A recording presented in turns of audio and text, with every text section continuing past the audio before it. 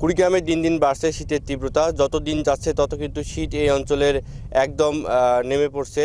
তো শীত বাড়ার সাথে সাথে সাধারণ মানুষের মাঝে অনেকটা দুর্ভোগ দেখা দিয়েছে। তো এই কুড়িগ্রামে একদিকে সীমান্ত আর অন্যদিকে কিন্তু নদ নদীময় চরাঞ্চল হওয়ার কারণে শীতের প্রভাবটা অনেক বেশি।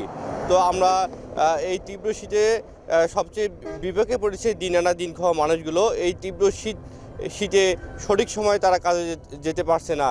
তো নাগেশ্বরী উপজেলা স্বাস্থ্য কমপ্লেক্সে আমরা দেখেছি এই তীব্র শীতে শিশু ও বৃদ্ধরা বিভিন্ন শীতজনিত রোগে আক্রান্ত হয়ে চিকিৎসা নিচ্ছে।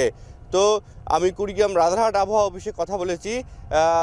আবহাওয়া অফিসের কর্মকর্তা জানিয়েছে যে আজকের জেলার তাপমাত্রা রেকর্ড করা হয়েছে 12 ডিগ্রি সেলসিয়াস। তবে কিছুদিন পরে কিন্তু শৈত্যপ্রবাহের আভাস কিন্তু তারা পাচ্ছে। তো এখন পর্যন্ত এই তীব্র শীতে আমরা উপজেলা প্রশাসনের সাথে কথা বলেছি। তারা জানিয়েছে যে তাদের যে কম্বল বিতরণ এটি কিন্তু চলমান প্রক্রিয়া রয়েছে। তবে এটি ধাপে ধাপে কয়েক ধাপে কিন্তু বিতরণ হবে।